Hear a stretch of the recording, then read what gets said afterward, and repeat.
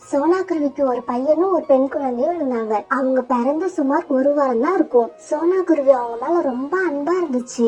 அப்புறம் சமயம் கிடைக்கும் போதெல்லாம் அவங்க கிட்ட பேசிக்கிட்டே இருந்தது. பசங்களா, நீங்க 2 பேரும் ரொம்ப ரொம்ப கியூட்டா இருக்கீங்க. எனக்கு தெரிஞ்ச வரைக்கும் இந்த காட்டுல உள்ள எல்லா குழந்தைங்களை விடவும் நீங்க தான் ரொம்ப அழகா என் கண்ணுக்கு தெரியுறீங்க. அம்மா, நீங்க ரொம்ப அழகா இருக்கீங்கம்மா. இப்படி குழந்தைங்க அம்மா மேலயும் அம்மா குழந்தைங்க மேலயும் ரொம்ப அன்பா இருந்ததால அந்த சின்ன குடும்பம் ரொம்ப சந்தோஷமா இருந்தது. இப்படியே சில மாசங்கள் ஓடின. சோனா குருவியோட பொண்ணு மின்மினியும் பையன் குக்குவும் கொஞ்சம் வளர்ந்துட்டாங்க. அவங்களுக்கு ஸ்கூல்ல சேர்க்கிற வயசு வந்த உடனே சோனா குருவியும் அவங்கள ஸ்கூல்ல சேர்த்து விட்டது. பசங்க 2 பேரும் ஸ்கூலுக்கு ஒன்னா போயிட்டு ஒன்னா வந்துகிட்டு இருந்தாங்க. ஒரு நாள் வழக்கம் போல ஸ்கூலுக்கு போய் வந்த இவங்க தங்களோட வீட்டுல உட்கார்ந்து பாடங்களை படிச்சுக்கிட்டு இருந்தாங்க. A for apple, B for ball, C for cat, D for doctor. இப்படி தன்னோட பசங்க படிக்கிறத சோனா சந்தோஷமா வேடிக்கை பார்த்துக்கிட்டு இருந்துச்சு. அதே மரத்துல சோனா வீட்டுக்கு நேரா கீழ் வீட்டுல கோரிக்காகவும் காலுக்காகவும் வசிச்சு வந்தாங்க. அவங்க பையன் ஜக்குவும் சோனா குருவியோட பசங்க படிக்கிற அதே ஸ்கூல்ல தான் படிச்சுக்கிட்டு இருந்தான். என்னங்க, நம்ம பையன் ஜக்குவுக்கு கண்ணுல ஏதோ பிரச்சனை போல இருக்கு. அவனை கண் டாக்டர்கிட்ட அழைச்சிக்கிட்டு போகணும். என்ன, ஜக்குவுக்கு கண்ணுல பிரச்சனையா? என்ன பிரச்சனை? புத்தகத்தை எடுத்து படிக்க ஆரம்பிச்சாலே அவன் கண்ணுல இருந்து தண்ணியா ஊத்துதான். அதை என்னன்னு கவனிக்கிறீங்களா? அவன் கண்ணுல இருந்து வர்றது தண்ணியா இருக்காது, கண்ணீரா இருக்கும். விளையாட விடாம இப்படி புத்தகத்தை எடுத்து நம்மள படிக்க வைக்கிறாங்களேன்னு நினைச்சு அழுகுறான் போல இருக்கு. இருக்கிறது ஒரே புள்ள, அவனை ஏன் இப்படி கரிச்சு கொட்டுறீங்க? கோரி, மொபைல்ல விளையாடும் போது கண்ணுல வராத தண்ணி படிக்கும் போது மட்டும் எப்படி வரும்? இவங்க இப்படி பேசிக்கிட்டு இருக்கும் போதே சோனா வீட்டுல பசங்க படிக்கிற சத்தம் கோரி வீட்டுல கேட்டுச்சு. A for apple, B for ball, C for cat, D for doctor. Sona குழந்தைங்க படிக்கிற சத்தத்தை கேட்ட கோரிக்கு ரொம்ப எரிச்சல் வந்தது. இந்த சோனா தான் பிள்ளைங்களை படிக்க வைக்கிறாளா, இல்ல தான் பிள்ளைங்க படிக்கிறத எல்லாருக்கும் தெரியணும்னு நினைச்சு இப்படி கத்த வைக்கிறாளா? கோரி, எல்லா குழந்தைங்களுமே முதல்ல படிக்க ஆரம்பிக்கிறப்ப இப்படி கத்தி தான் படிப்பாங்க. நீங்க வேணா அவன் குழந்தைங்க கத்தத்தை கேட்டுக்கிட்டே இருங்க, என்னால முடியாது. இப்ப போய் சோனாவை என்ன செய்யறன்னு பாருங்க. இப்படி கோபத்துல கத்துன கோரி நேரா சோனா குருவி வீட்டுக்கு போச்சு.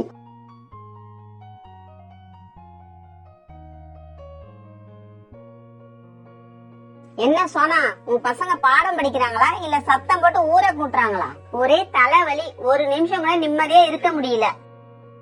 என்ன கோரி அக்கா, இதுக்கு போய் இப்படி கோவப்படுறீங்க? சின்ன வயசு பசங்க படிக்கும் போது இப்படிதான் சத்தம் போட்டு படிப்பாங்க. நீங்க சொல்றத பார்த்தா என்னமோ என் பசங்க மட்டும்தான் சத்தம் போட்டு படிக்கிற மாதிரில இருக்கு. சோனா, என்கிட்ட இந்த தேவையில்லாத பேச்செல்லாம் பேச வேண்டாம். முடிஞ்சா உன் பிள்ளைங்களை சத்தம் போடாம படிக்க சொல்லு. முடியலையா வேற எங்கேயாவது வீட்டை பாத்துக்கிட்டு போயிடு. நான் ஏன் போகணும் எங்கேயாவது? நான் இங்கதான் இருப்பேன். என் பசங்க சத்தம் உங்களுக்கு இடைஞ்சலா இருந்தா நீங்க எங்கேயாவது போய் வீடு கட்டிக்கங்க. சோனா, என்ன பேசுற நீ? யார்கிட்ட பேசுறன்னு தெரிஞ்சுதான் பேசுறியா? தெரிஞ்சுதான்க்கா பேசுறேன். அக்கம் பக்கத்துல யார் நல்லா இருந்தாலும் அது பொறுக்க முடியாத கோரி அக்கா கிட்ட தான் பேசிக்கிட்டு இருக்கேன்னு எனக்கு நல்லா தெரியும். சோனா இப்படி சொன்ன உடனே கோரிக்கு தாங்க முடியாத கோபம் வந்து ஏற்கனவே சிவப்பா இருக்கிற அது கண்கள் இன்னும் சகப்பா மாறிடுச்சு. சோனா, இப்பையில இருந்து இன்னும் 48 மணி நேரத்துல உன்னை இந்த வீட்டை விட்டு ஓட வைக்கல, என் பேர் கோரி இல்ல. இப்படி சொல்லிட்டு கோரி கோபமா தான் வீட்டுக்கு பறந்து போச்சு. காலுஜி, இந்த சோனா என்ன ரொம்ப அசிங்கப்படுத்திட்டா. அப்படியா? அடடா, எனக்கு தெரியாம போச்சு. தெரிஞ்சிருந்தா அந்த காட்சியை நானும் வந்து பாத்திருப்பேன். காலுஜி, தயவு செய்து விளையாடாதீங்க, நான் ரொம்ப கோவத்துல இருக்கேன். உன் குழந்தைங்க சத்தம் இடைஞ்சலா இருக்குன்னு வீட்டை காலி பண்ணிட்டு போன்னு சொன்னா, குழந்தைங்க சத்தம் உனக்கு தானே இடைஞ்சலா இருக்கு. அப்ப நீ வீட்டை காலி பண்ணிட்டு போன்னு என்ன பார்த்து சொல்றா. கோரி, சோனான்னு இல்ல, யாரா இருந்தாலும் இததான் சொல்லிருப்பாங்க. நீ கொஞ்சம் பொறுமையா இரு. சோனா இடத்துல இருந்து கொஞ்சம் யோசிச்சு பாரு. இல்ல, என்னால அப்படியெல்லாம் யோசிக்க முடியாது. அவ பேசுனது தப்புன்னு அவளுக்கு புரிய வைப்பேன். கோரி, கோபத்துல எந்த முடிவும் எடுக்காத, கொஞ்சம் பொறுமையா இரு. நீங்க எந்த அட்வைஸும் எனக்கு பண்ண வேண்டாம். நான் என்ன செய்யறதுன்னு முடிவு பண்ணிட்டேன். நாளைக்கே பக்கத்து காட்டுக்கு போய் என் சிஷ்யனை பார்த்து சோனாவுக்கு ஒரு முடிவு கட்டுறேன். இரவுக்கு ஆளுவும் ஜக்குவும் தூங்கினாலும் கோரிக்கு மட்டும் சோனா பேசினது அப்பப்ப நினைவுக்கு வந்து அவளை தூங்கவே விடல.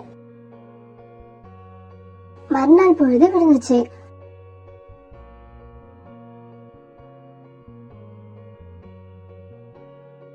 இப்ப கோரி மட்டும் தனியா தன்னோட சிஷ்யனை பார்க்க பக்கத்து காட்டுக்கு பறந்து போச்சு.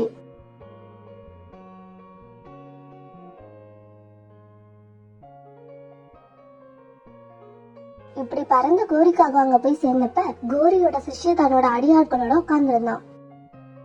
எப்பவுமே கோரிய பார்த்த உடனே வாங்க தலைவி வாங்க அப்படின்னு வரவேற்க சிஷ்ய அன்னைக்கு கோரிய பார்த்து பார்க்காத மாதிரி உட்கார்ந்து இருந்தது கோரிக்கு என்னவோ போல ஆயிடுச்சு. டேய் சிஷ்யா, என்னடாச்சு உனக்கு? எப்பவும் என்ன பார்த்த உடனே வாங்க தலைவி வாங்கன்னு வாய் நிறைய கூப்பிடுவியே. தனியா தொழில் செஞ்சு தலைவன் ஆனவனா தலக்கணம் ஏறிடுச்சா உனக்கு? அக்கா கோவப்படாதீங்க, உங்ககிட்ட ஒரு விஷயம் சொல்லணும். இப்படி சொல்லிட்டு அடியாட்கள்ல ஒருத்தவன் கோரிக்காக பக்கத்துல வந்தான். அக்கா, 2 நாளைக்கு முன்னாடி தலைவர் ராத்திரி வேட்டைக்கு போனப்ப தலையில தேங்காய் விழுந்துருச்சு. அதுல இருந்து தலைவருக்கு கொஞ்சம் ஞாபக மறதி அதிகமாவே இருக்கு. எதுக்கும் உங்களை நீங்க ஒரு தடவை இன்ட்ரடியூஸ் பண்ணிக்கோங்க, ஞாபகம் வந்தாலும் வந்துரும். இத கேட்ட உடனே கோரிக்காக தன் சிஷ்யன் கிட்ட தன்னை தானே அறிமுகம் பண்ணிக்கிச்சு. தம்பி, என்னடாச்சு உனக்கு? என்ன பாருடா, நான் தான் தலைவி வந்திருக்கேன். உனக்கு முதல்ல திருட கத்து கொடுத்தனே அந்த தலைவி. கோரி இப்படி சொன்ன உடனே கோரியோட சிஷ்யனுக்கும் எல்லா ஞாபகமும் வந்துடுச்சு. தலைவி தலைவி வாங்க, எப்ப வந்தீங்க? எப்படி இருக்கீங்க? அப்பா, இப்பதான்டா எனக்கு உயிரே வந்துச்சு. ஒரு முக்கியமான விஷயமா உன்னை பார்க்க வந்தேன்டா. என்ன செய்யணும் தலைவி? சீக்கிரம் சொல்லுங்க, உடனே செஞ்சிடுவோம். கோரி உடனே சோனாக்குருவி வீட்டுல நடந்த எல்லா விஷயத்தையும் தெளிவா தான் சிஷ்யன் கிட்ட சொல்லுச்சு. என்ன அவமானப்படுத்தின அந்த சோனாக்குருவி வீட்டை இன்னைக்கு ராத்திரியே வந்து தீய வச்சு கொளுத்திடு. தலைவி, இதுதானா விஷயம்? இது ரொம்ப சிம்பிள். நீங்க கவலைப்படாம வீட்டுக்கு போங்க. நீங்க காலையில எழுந்திருச்சு பார்க்கும்போது அந்த வீடு இருக்காது. அந்த வீடு இருந்த இடத்துல சாம்பல் தான் இருக்கும். காட்டுக்கு நடுவுல ஒரு பெரிய மரம் இருக்கு, தெரியும்ல? தெரியும் தலைவி, மேல சொல்லுங்க. அந்த மரத்துக்கு மேலதான் சோனாக்குருவி வீடு இருக்கு. அந்த மரத்துக்கு கீழே இருக்கிறது என்னோட வீடு. தலைவி, இது போதும், நீங்க கிளம்பலாம். சிஷ்யன் இப்படி சொன்னது கோரிக்காக சந்தோஷமா வீட்டுக்கு வந்துச்சு.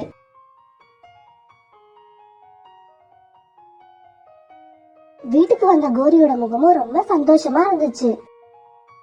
என்ன கோரி, ரொம்ப சந்தோஷமா இருக்க? போன விஷயம் என்ன ஆச்சு? இதையெல்லாம் உங்ககிட்ட சொல்லணும்னு அவசியம் இல்ல. நாளைக்கு பொழுது விடிஞ்ச உடனே என்ன நடந்திருக்குன்னு நீங்களே பார்த்து தெரிஞ்சுக்குங்க. கோரி இப்படி சொல்ல பிறகு 3 பேரும் படுத்து தூங்கினாங்க. அன்னைக்கு ராத்திரி 12 மணி இருக்கும். கோரியோட சிஷ்யன் தலைவிக்கு வாக்கு கொடுத்தபடியே சோனா வீட்டுக்கிட்ட தன்னோட ஆட்களோட தீப்பந்தம் எடுத்துக்கிட்டு வந்தான். தலைவா, இந்த வீடு தானே, நெருப்ப பத்த வச்சிடலாமா? டேய் டேய், கொஞ்சம் இருங்கடா. சோனா குருவி வீடு மேல் வீடா கீழ் வீடான்னு எனக்கு மறந்து போயிடுச்சு. கொஞ்ச நேரம் பொறுங்க. தலைவி சொன்னதை ஒரு தடவை ஞாபகப்படுத்தி பாத்துக்கிறேன். இப்படி சொல்லிட்டு கோரி சொன்னதை மறுபடியும் ஞாபகப்படுத்தி பார்த்த சிஷ்யனுக்கு கோரி கீழ் வீடுன்னு சொன்ன மாதிரியே இருந்துச்சு. அந்த மரத்துக்கு மேல உள்ளது என் வீடு, கீழே உள்ளதுதான் சோனாக்குருவி வீடு. இப்ப நல்லா ஞாபகப்படுத்தி பாத்துட்டேன். கீழே உள்ளதுதான் சோனா குருவி வீடு, மேல உள்ளது என் தலைவி வீடு. கொஞ்சம் யோசிக்காம இருந்திருந்தா இந்நேரம் என் தலைவி வீட்டுக்கே தீ வச்சிருப்பேன். இப்படி சொன்ன சிஷ்யன் தன்னோட ஆட்களை அழைச்சுக்கிட்டு மரத்துக்கு கீழே வந்தான். ஏய் சோனா குருவி, என் தலைவியவா அசிங்கப்படுத்தின? என் தலைவிய அசிங்கப்படுத்தினா என்ன ஆகும்னு இன்னும் கொஞ்ச நேரத்துல உனக்கு தெரிஞ்சிடும். வைங்கடா நெருப்ப. கோரியோட சிஷ்யன் இப்படி சொன்னதும் அவனோட ஆட்கள் கோரி வீட்டோட எல்லா பக்கத்துலயும் நெருப்ப பத்த வச்சாங்க. டேய், எல்லாரும் கிளம்புங்க. யாராவது நம்மள பாக்குறதுக்கு முன்னாடி இந்த இடத்த காலி பண்ணி ஆகணும்.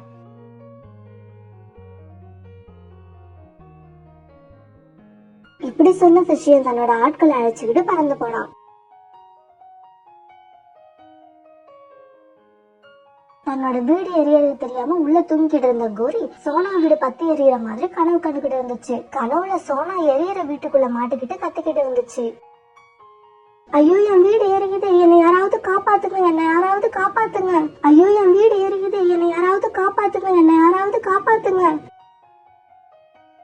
இப்ப நெருப்போட அனல் தாங்காம காலும் ஜக்கும் எழுந்திருச்சுட்டாங்க. கோரி, வீடு எரியுது, வீடு எரியுது, சீக்கிரம் எழுந்திரி. ஏன் காலேஜ் இப்படி கத்துறீங்க? வீடு எரியறது எனக்கும் தெரியும். இன்னும் சொல்ல போனா வீட்டுக்கு நெருப்பு வைக்க சொன்னதே நான் தான். அடிப்பாவி ஜக்கு, வீட்டுக்கு நெருப்பு வைக்க சொன்னதே உங்க அம்மா தானா? நம்மள உயிரோட கொல்றதுக்கு இவ ஏதோ பிளான் பண்ணிட்டான்னு நினைக்கிறேன். வா, நம்ம கூரைய உடைச்சுக்கிட்டு எஸ்கேப் ஆயிடுவோம். இப்படி சொன்ன காலும் ஜக்கும் கூரைய உடைச்சுக்கிட்டு எஸ்கேப் ஆனாங்க. நெருப்போட அனல் தாங்காம கொஞ்சம் லேட்டா கண்ணு வச்ச கோரியும் வீட்டு கூரை வழியா எஸ்கேப் ஆச்சு. இருந்தாலும் அதோட தலையில தீப்பிடிச்சிருச்சு. பிறகு காலும் ஜக்கும் கோரிய கொண்டு வந்து ஹாஸ்பிட்டல்ல சேர்த்தாங்க. டாக்டர், கோரிக்கு எப்படி இருக்கு? உயிருக்கு ஒண்ணும் ஆபத்து இல்ல? பயப்படாதீங்க, உயிருக்கெல்லாம் ஆபத்து இல்ல. அவங்க தலைப்பகுதியில தீப்பிடிச்சதால காது பக்கம் போற நரம்பெல்லாம் பாதிக்கப்பட்டிருக்கு.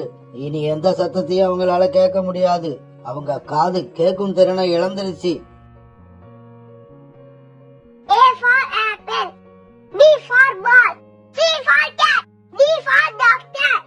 கோரி, பசங்க படிக்கிற மாதிரி ஏதாவது சத்தம் உனக்கு கேக்குதா? இங்க பாருங்க, இப்ப என்னால சப்பாத்தி எல்லாம் போட முடியாது. மத்தியானம் வடிச்ச சாதம் இருக்கு, அதை சாப்பிட்டுட்டு படுங்க. அப்பாடா, சோனா குருவிக்கு இனிமே கோரியால எந்த பிரச்சனையும் இல்ல.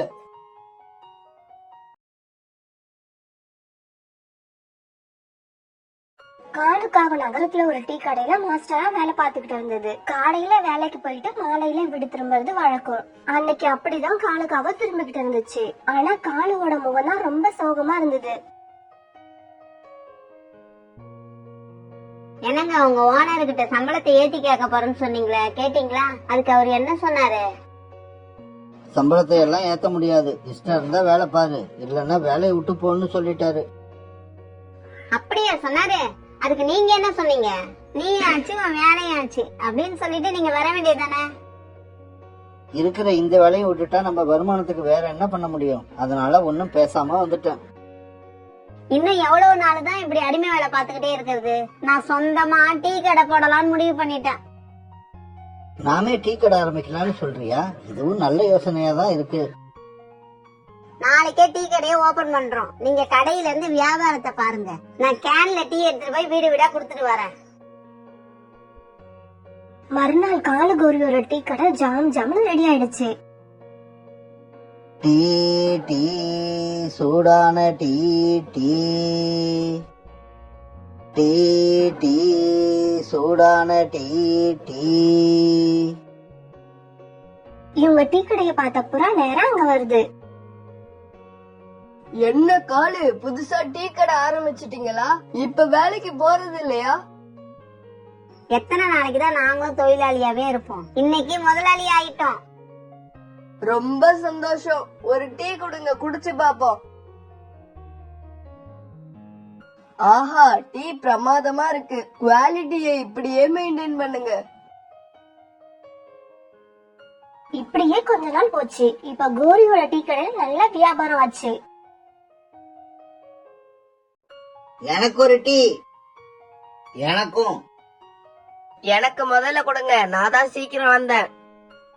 இல்ல, நான் தான். இதையெல்லாம் பார்த்த காலுக்கும் கோரிக்கும் ரொம்ப சந்தோஷமா இருந்துச்சு.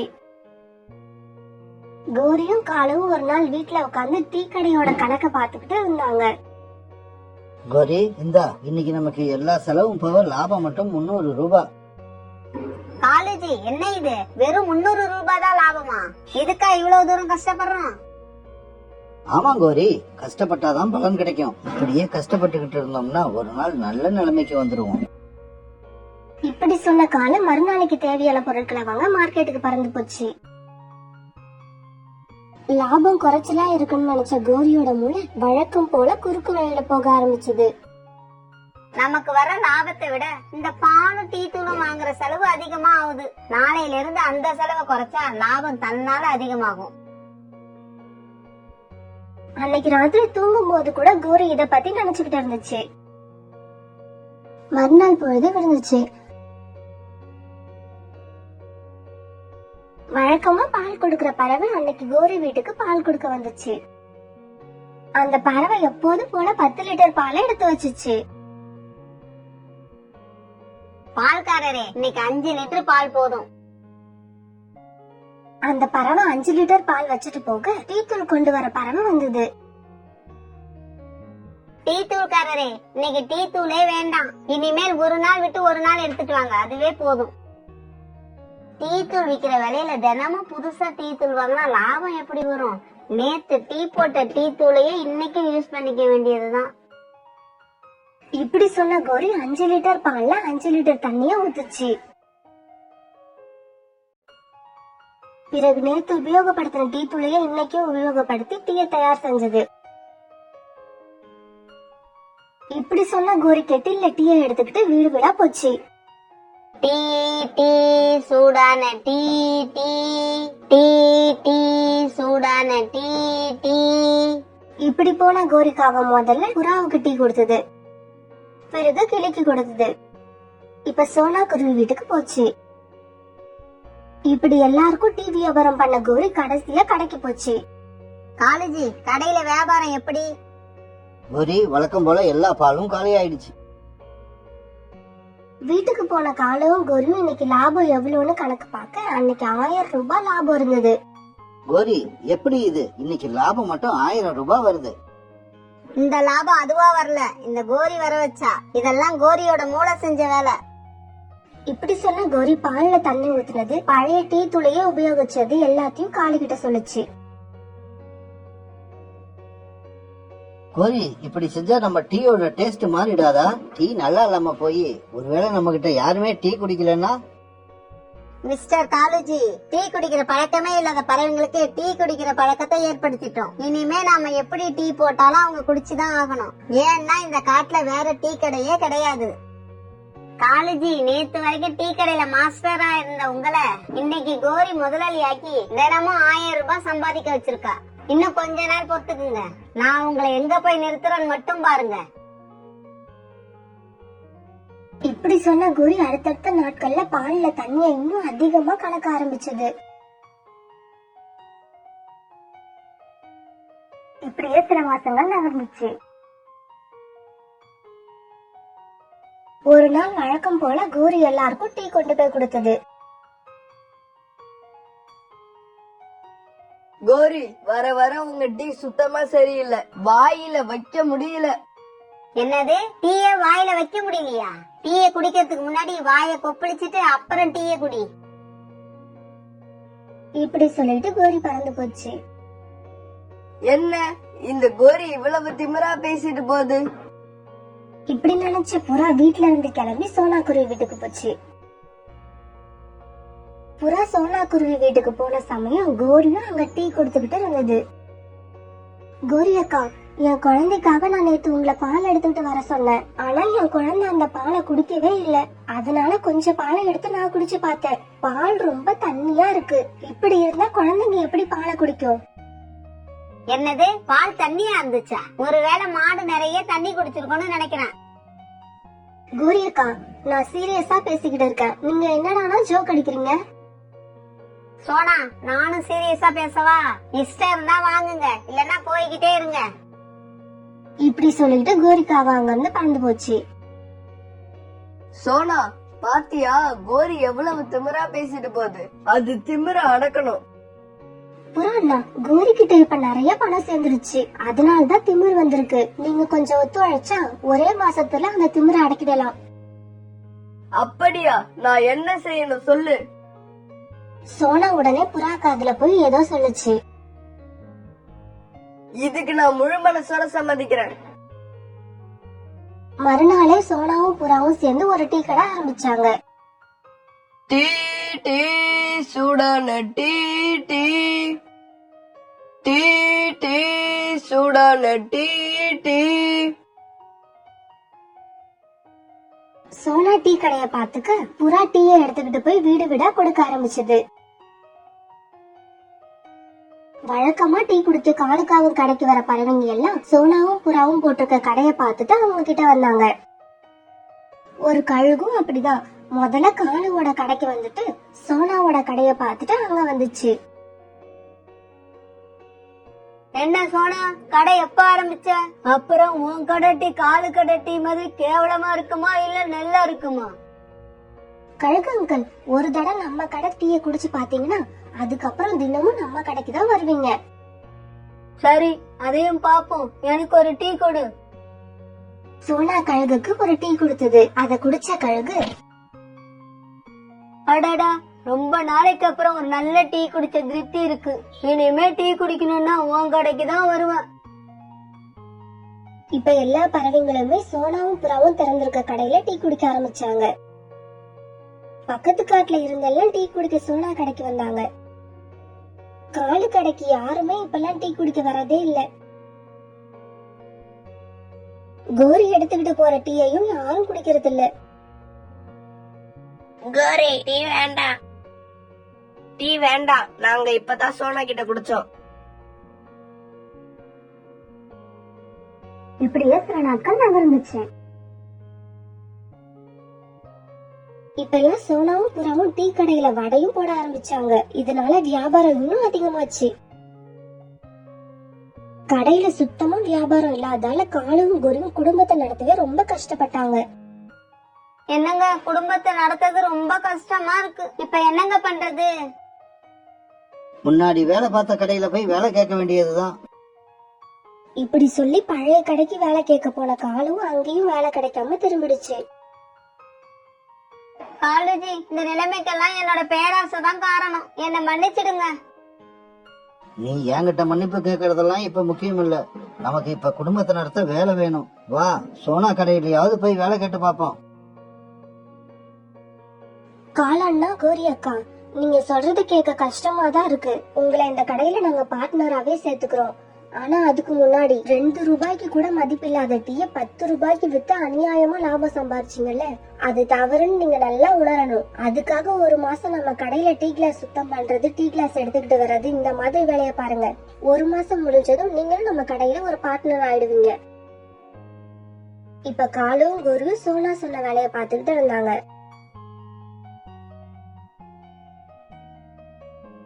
நான் உங்களை எங்க கொண்டு போய் நிறுத்துறேன் பாருங்க, நான் உங்களை எங்க கொண்டு போய் நிறுத்துறேன் பாருங்கன்னு அடிக்கடி சொல்லுவியே.